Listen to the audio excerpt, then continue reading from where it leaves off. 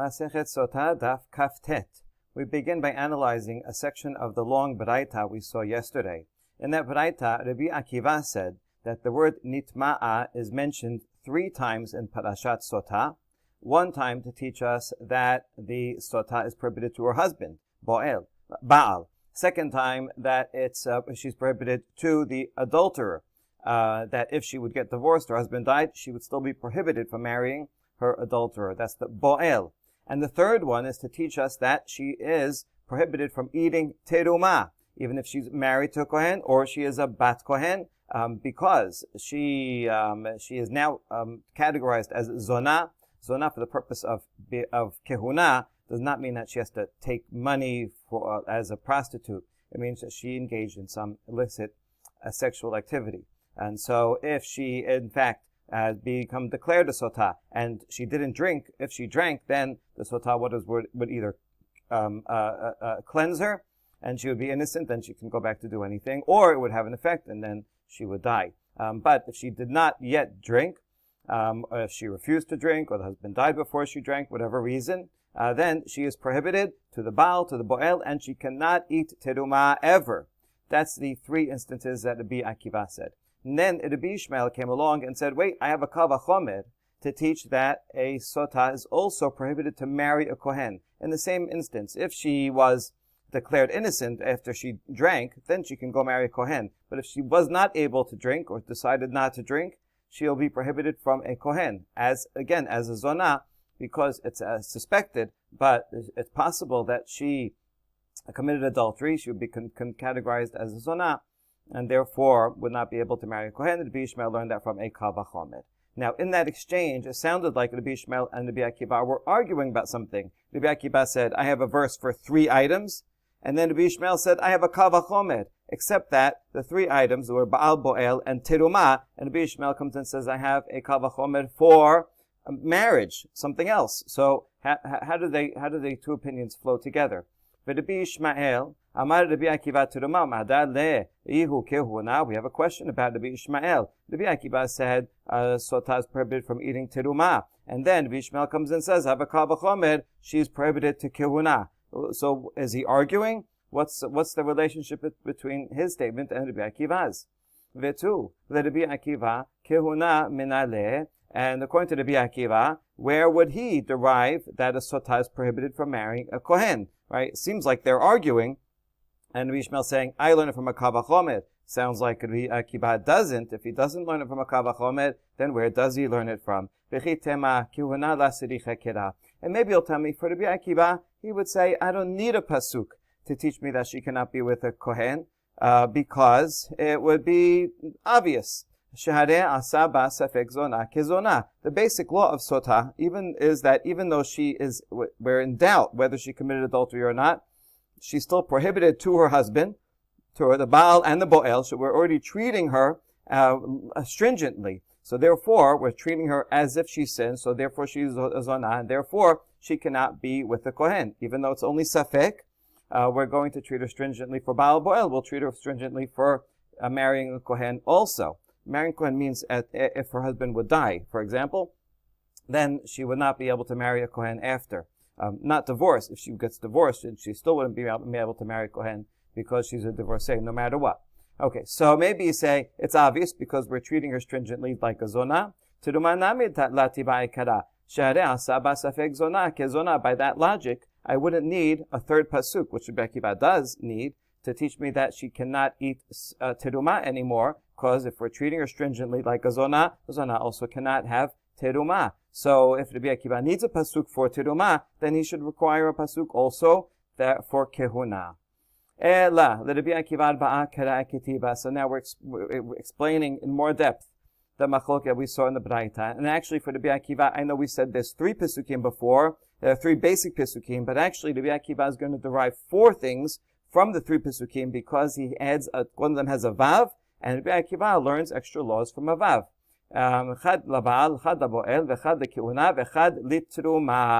so instead of 3, now we have 4. 1 to tell me that a Sotah is prohibited to her husband until she drinks, and 1 that she is prohibited to the Boel, and even if the husband should die in the middle, or just divorce her, she still will be prohibited to the adulterer, the suspected adulterer.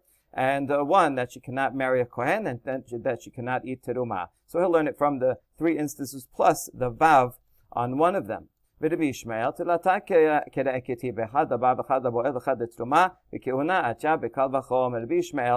going to learn a whole law just from an extra vav, and so he only has 3 pesukim, one for Baal, one for Boel, one that she cannot eat terumah, and then what about marrying a Kohen? So that he derives from a kal vachomer, which was stated in the Braita. So they all agree on the final law. It's just the question of do you learn it from the extra vav, or Rabbi Ishmael learns it from the kal vachomer.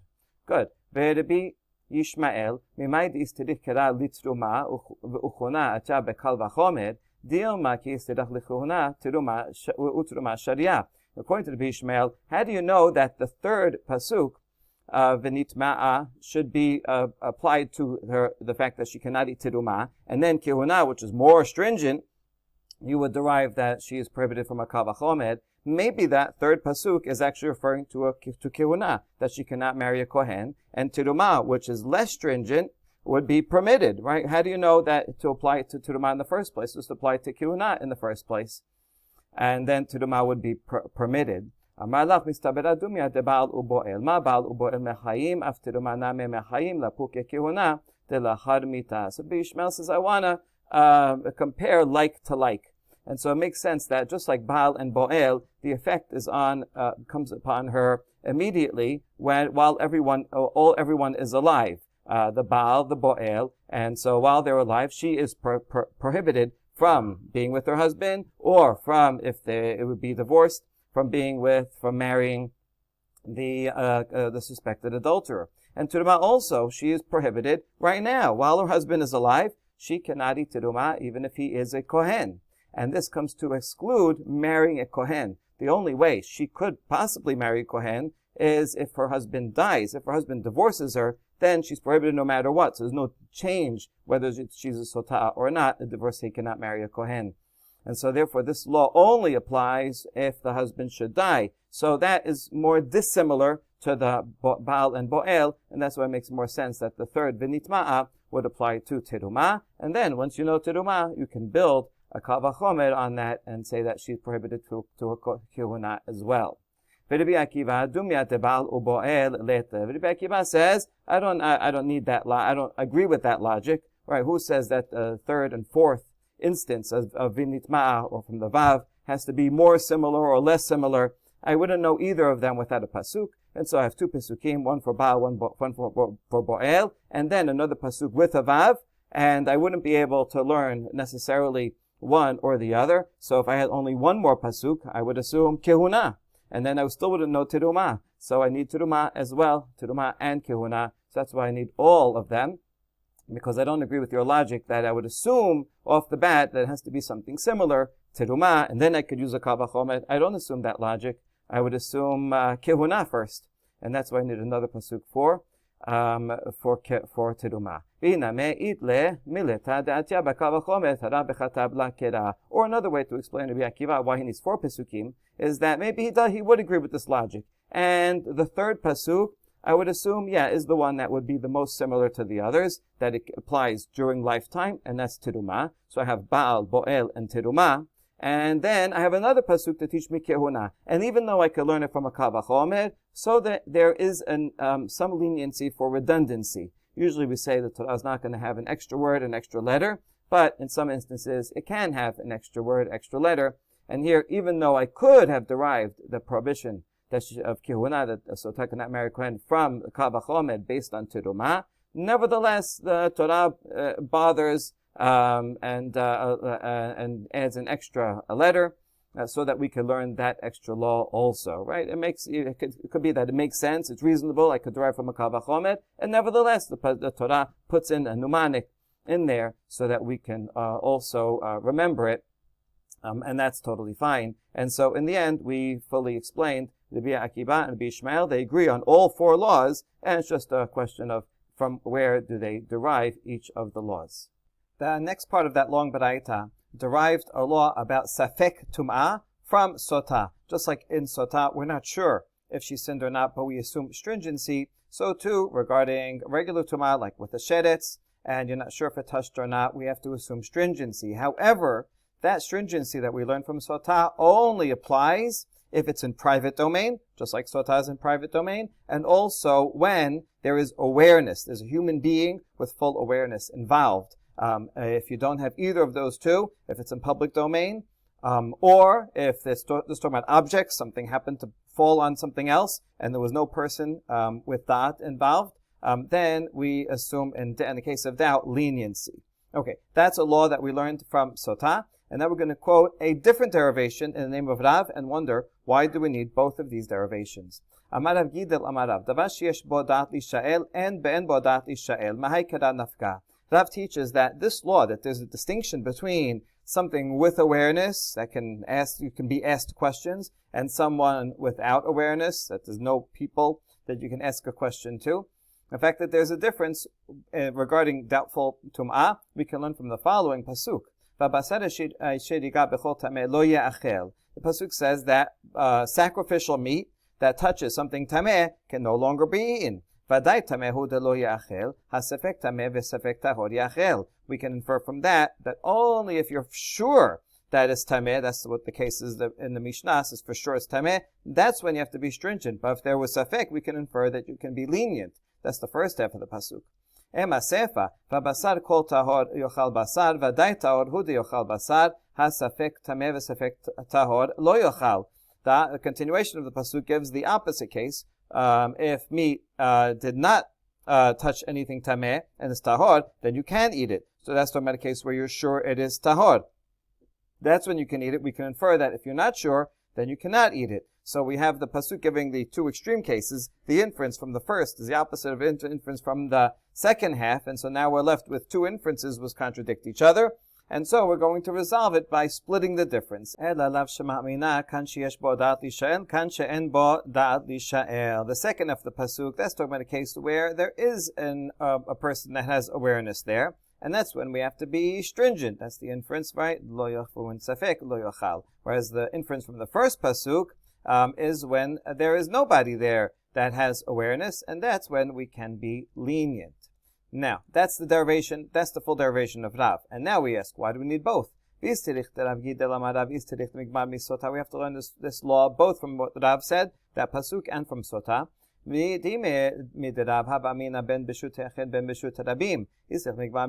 we only had the derivation of Rav, which is just talking about a piece of sacrificial meat, and so there's not necessarily any, then it doesn't talk about any difference between Reshut Echid and Reshut Rabim. It doesn't say where it is. It doesn't say where this piece of sacrificial meat is. It could be in a private domain. It could be in a public domain. And so we would assume that we have to be stringent in both. And therefore, I need Sotah, because Sotah can only, by definition, the seclusion is only in private. Therefore, we have to be stringent only in private, but in public domain, we can be lenient. So we need Sotah to teach us that the stringency only applies in a private domain. And if I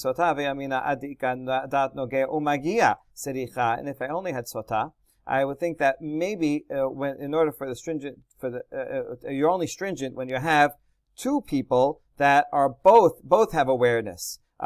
Just like in Sotah, you have the man and woman, both are human beings, that most human beings have full awareness. And so too, maybe you need the person who is imparting the tumah and the receiver of tumah. If one person is tameh and touches someone who's tahor and makes them tameh, only in that case would we assume that would be the stringency. And so therefore, I need the law of Rav to say, no, not only if there's only two people, because in the case of Rav, there's a piece of meat and potentially a human being. And so only in that case, when there is a human being, even in that case, when there's only one person who is aware, we're going to be stringent, not only when there's two people, but also if it involves one person. And so we need the combination of both of these laws to teach the full parameters that the stringency only applies in private, and applies when there is awareness, but even if there's awareness of one party involved, either the person imparting or receiving tum'ah. And so that's why we need both of these derivations. We now continue with the next section of the Mishnah, which mentioned Bo Bayom Darash Rabbi Akiva v'chol kili cheres v'chule. This is the statement of Rabbi Yochanan ben Zakkai, who said that he has a tradition of a law that a sheni food, that's sheni letumah, right? Kikar sheni, we'll call it. That's bread that received tameh from Rishon, so now it's a sheni. For most purposes, that's the end of the line. A sheni cannot make a shelishi letumah. However, Rabbi Yochanan ben Zakkai said a sheni can even make a shelishi food tameh. Now, it's not clear what context he said that in, but that is the halacha for tirumah. If food is tirumah, then it's more susceptible to tum'ah than other foods. If it's chulin, second level is the end of the line. For tirumah, it goes to a third level. For kodashim, sacrificial meat, even to a fourth. So Rabbi Yochanan ben Zakkai says, I know this is the halacha, however, I'm afraid that it will be lost because I have no source for it. And then, a couple of generations later, Rabbi Akiva comes along and he discovers a source for this law. And the source was the pasuk regarding an earthenware vessel, that if a tum'ah enters into it, in its airspace, it makes everything in the vessel tameh. Therefore, if you have a sheretz, which is avatumah, that is dangling in an earthenware vessel, that would make the vessel a rishon letumah. And if you had food in the vessel, that would become a sheni letumah. And that food would, if it touched something else, would become a shilishi, because the pasuk says yitameh.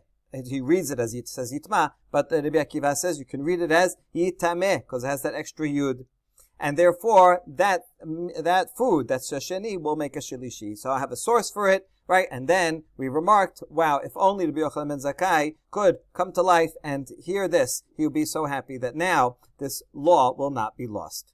Good.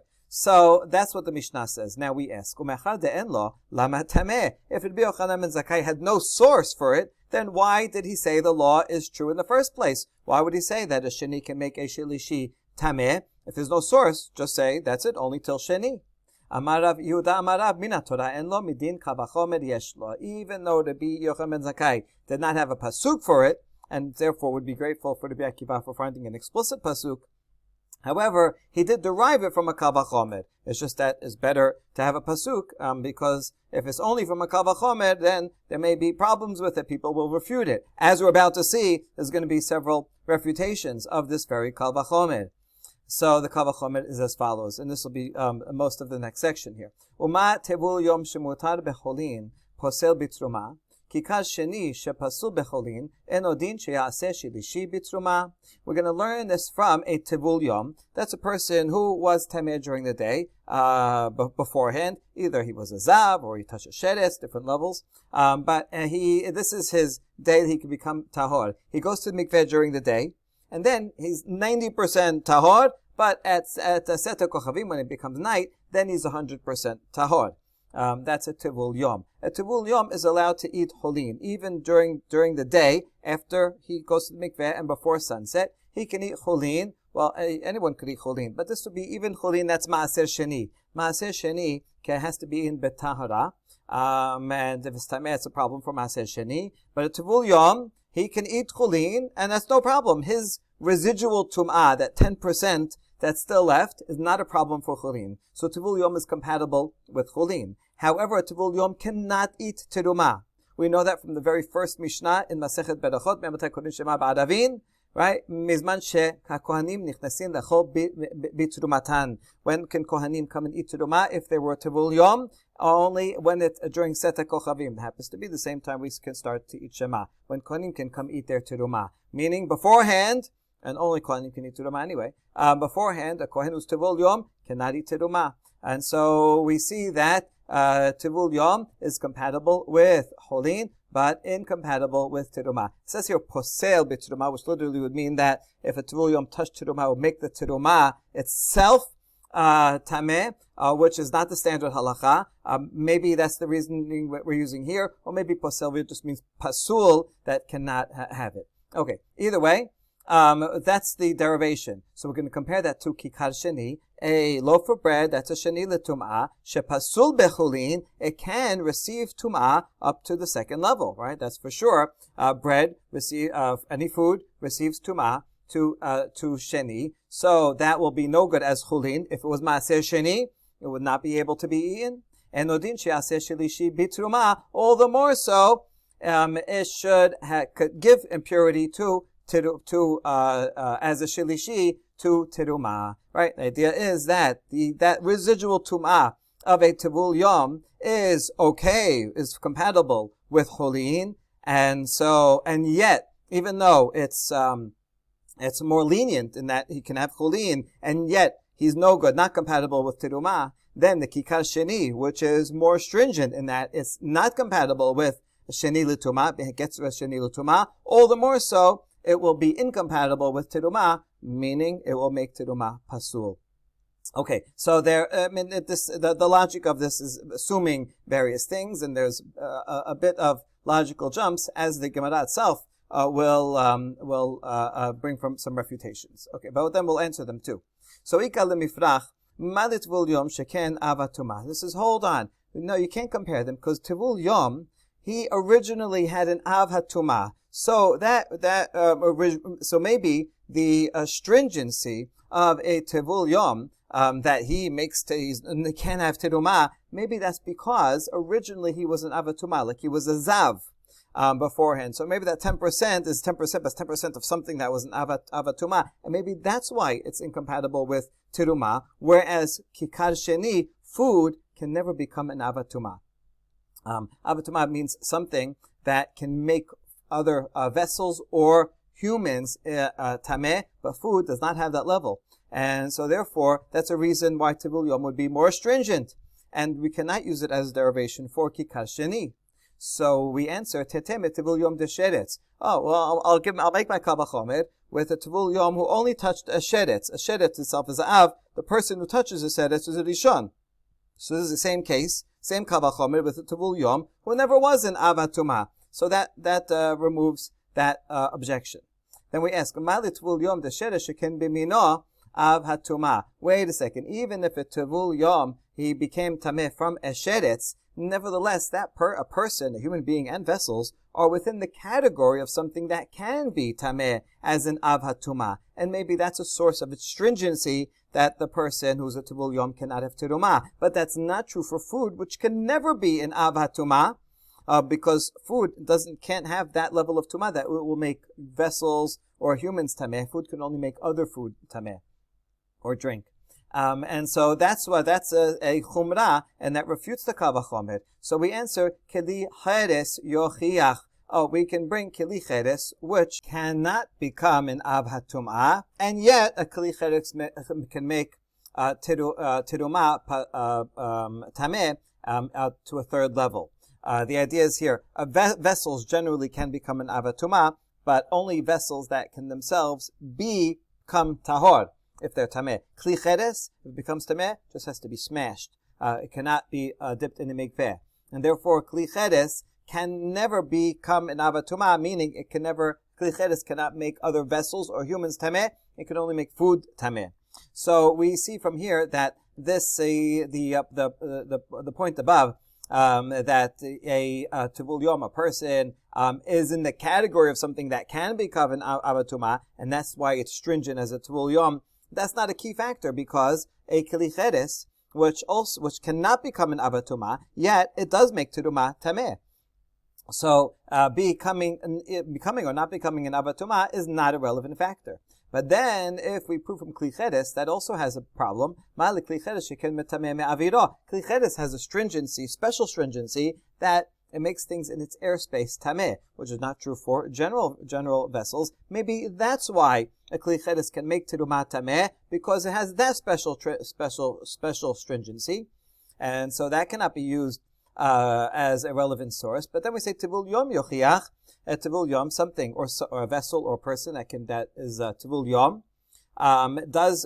is not compatible with teruma, and yet does not have the stringency of airspace. And so that will prove that the making something tameh in airspace is not a relevant factor in something making teruma pasul. Ve'chozer hadin. And so we can go around and round in this way.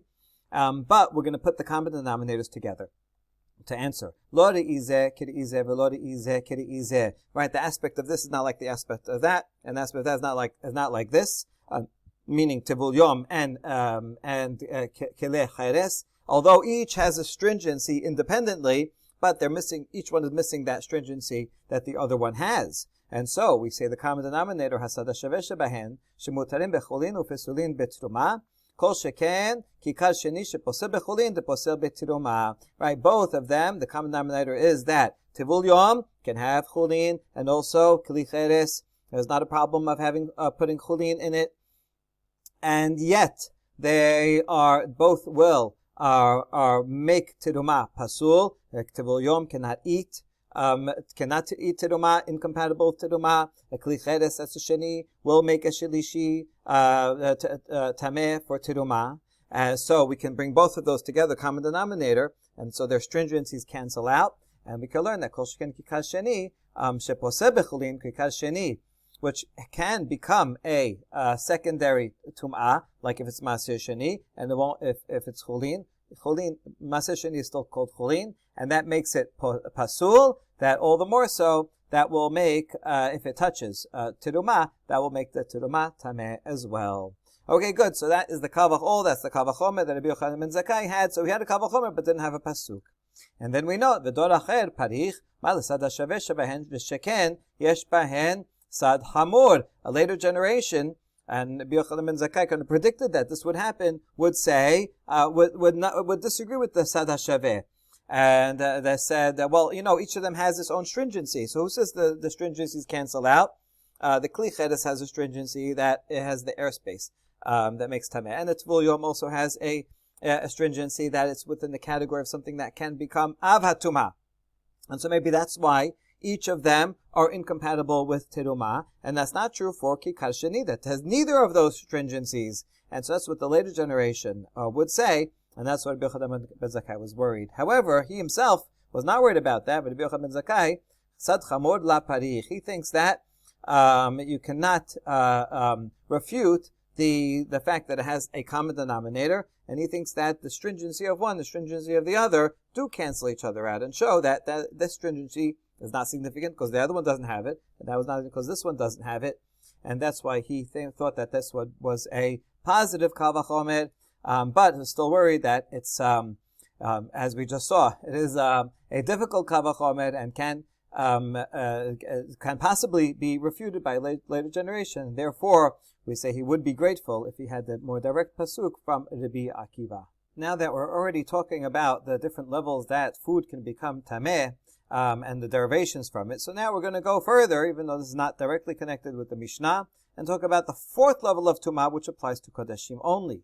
Tanya, Amar Rabbi Yosef, Minayin leRavi b'Kodesh Pasul. The following Baraita is the opinion of Rabbi Yosef, who asks, how do we know that for Kodesh, sacrificial food, can become Tameh, even if it touches something that was a Shilishi, let's say Terumah, and it touches sacrificial food, that can become even a Revi'i. Vedin huma mechusar kippurim shemutar b'truma pasul bakodesh. We're going to learn it from mechusar kippurim. That's someone who, like a zav, has to go to the mikveh and then bring korbanot on the next day.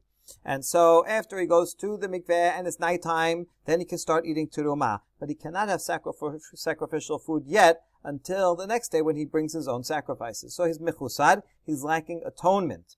That person is allowed to eat teruma, but is not allowed to have kodashim, incompatible with kodashim.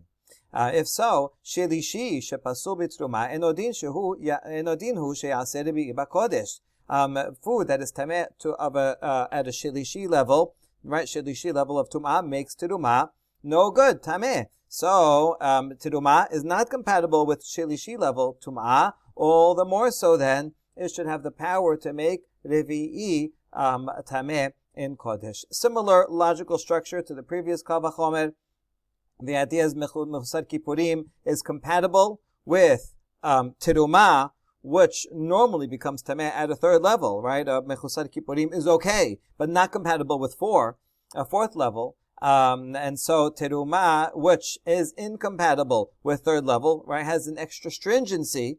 If it can receive third level tum'ah, so all the more so, it should be incompatible with the revi'i, meaning it makes it tameh. Alright, so that's the Kal Vachomer. Ve'lamadnu shelishi lakodesh min haTorah u'revi'i mikal vachomer. And therefore the Braita concludes saying, we learned that shilishi, that kodesh can become a shilishi l'tumah from the Torah, and the fourth level is the kal vachomer that we just mentioned. That's the end of the Baraita. Now the Gemara asks, what is the pasuk that teaches that sacrificial food can receive shilishi l'tumah? Pasuk that we mentioned before, basar, sacrificial meat that touches something tameh, it cannot be eaten. Now what is that thing that it touched? Milaskinan denageh b'sheni, v'marachamana lo ya'achel, revi'im mikav hachomer kedeh amaran. So what is that thing? We can assume that it was a sheni. Is it not? And therefore, pasuk says, yet it cannot be eaten because it's tameh. So therefore, sheni can make a shilishi tameh for kodashim, and then the kal vachomer comes and says, oh, we can extend it even one more step, and that's so that is the derivation for shilishi and for revi'i. Amar Rabbi Yochanan, tam b'Rabbi eni yodeya mahu shareh teshuvato besido ochel haba mechamat tivul yom yochiach shepasul b'truma ve'eno oseh revi'i ba'kodesh. Rabbi Yochanan says that the reasoning of the distinguished rabbi B'Rabbi, that's Rabbi Yosef in that previous Baraita, he says, I do not understand it because there's a refutation right beside it. Rabbi Yosef learned the kal vachomer from mechusar kippurim, who can have teruma but not kodashim, and so we see that if something is itself kikar shilishi is incompatible with shilishi tuma, all the more so it will make revi'i tameh.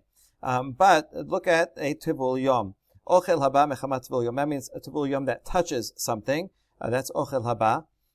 We can prove because a tivul yom who is makes teruma tameh. That's this kal vachomer seems to say that he actually does make it tameh if he touches teruma, but a tivul yom does not have an effect on revi'i b'kodesh. If he touches something, it will not become all the way become tameh all the way to a revi'i. So here we have something that is not compatible with teruma, but it is just fine with revi'i. So that's a refutation of that kal vachomer. Okay. Now Rabbi Yochanan is going to prove this from the following Baraita, and he's following the last opinion. This Baraita has three opinions, from the most stringent to the most lenient. And Rabbi Yochanan is assuming that halacha is going to be like Chachamim, which is the most lenient. But then we're going to say, well, no, maybe not. Maybe Rabbi Yosef actually follows Abba Shaul. So here's the three opinions. The Tanya. Abba Shaul omer, Tivul yom techila lakodesh, letameh shenayim velifsol echad. According to Abba Shaul, Tivul yom, he is like a rishon letum'ah. In other words, he has the same effect. Not that he's actually a rishon letum'ah, because he went to the mikveh. He's going to become 100% tahor soon. But that, not 90%, last 90%, the last 10%. What is that like? So he says it's equivalent to a rishon letum'ah in that it can have an effect on 3 more pieces of meat. So Abba Shaul says if a tivul yom touches one piece of meat, that piece of meat that he touches will be a sheni, and if that piece of meat touches something else, it'll become a shilishi, and if that piece of meat touches yet another one, then that will be a revi'i. So 2 of them are letameh. Tameh means it still has a power to affect something else. Lifsol means that's the end of the line. So you see, according to Abba Shaul, a tivul yom has the power to make things pasul all the way to teruma and kodashim up to a 3rd and even a 4th level. Rabbi Meir disagrees. Omer mitameh echad uposel echad. Rabbi Meir says, no, tivul yom would have the similar power to a sheni letumah, which can only go 2 steps. If he touches meat, it can become a shilishi letumah, and then if that touches, it'll become a revi'i letumah. But if that meat itself touches something else, it will not make it more tameh. It will not make it tameh anymore. So it only goes 2 steps. Hachamim omrim kishem she posel ochle teruma. Mashke teruma kach posel ochle kodesh umashke kodesh. Hachamim say no, it's even less than a sheni, and just like for a tivul yom cannot have teruma. Now he says posel, but it really means he just cannot eat teruma, that's food or drink. So too, he cannot eat kodashim, that's food or drink. He just can't eat it, but his touching it is not actually going to make it tameh. So therefore, this is a refutation because he's saying this is not true. You can't say that anything that is incompatible on the 3rd level also is going to make incompatible at the 4th level and make revi'i tameh, because the tivul yom, although it can't eat teruma, has no effect on kodashim, And so that refutes this idea that anything that's affected by in a third level will also make a fourth level. Therefore, I don't understand this. Kal v'chomer, Rabbi Yochanan says. Now, to come to the defense of Rabbi Yosef, matkif la Rav Papa. Mimai de Rabbi Yosef k'Rabbanan sevir aleh, dilma k'Abba sevir aleh, damar letameh shenayim v'lifsol ehad. And Rav Papa says, how do you know that Rabbi Yosef in the first place is following the opinion of Rabbanan? Maybe he's actually following the opinion of Abba Shaul, who says that Tevul Yom does make things tameh all the way down the line, right? Like Rishon, and he makes a Shani, Shlishi, Revi'i, and that's why, yes, it is compatible. Tevul Yom does make something tameh at the third level and even at the fourth level. So we say no.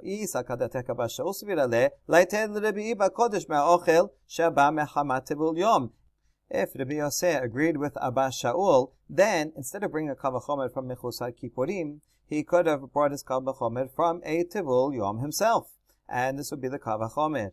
Ma ochel haba mechama Tevul Yom. Tevul Yom gufeh mutar becholin. Amata oseh revi'i ba kodesh. If regarding a Tevul Yom and food that he touches, Tevul Yom himself is permitted to eat cholin, even if it's Maaseh Sheni, and yet he makes something that touches something into a Revi'i B'Kodesh, so then food, Ochel Shi'aba Mechamat Sheni, Tesheni Gufeh Asur Becholin, and Odin She'oseh Revi'i B'Kodesh, then food that touches a Sheni and then it becomes a Shelishi, and Sheni itself, if a Cholin can become Tameh, if it's Maaseh Sheni, it's a problem. Then all the more so, then that will make that Revi'i B'Kodesh, right? In other words, the food is more stringent than Tevul Yom. Tevul Yom has a leniency in that Tevul Yom can eat cholin, and yet he makes things tameh all the way down to Kodesh. Then food, which is incompatible with Sheni L'Tum'ah, if it's even as cholin, all the more so, it should make Revi'i B'Kodesh. So, if Rabbi Yosef agreed with Abba Shaul, then he would bring this kal v'chomer. And if you say, we could refute that kal v'chomer because Tevul Yom is within the category of avatuma. He could become tameh if he was a zav and when he was tameh, he was an avatuma, and that's the reason for his stringency, that he makes things tameh all the way down for a revi'i. Maybe that's why Rabbi Yosef did not use Tevul Yom for his kal v'chomer.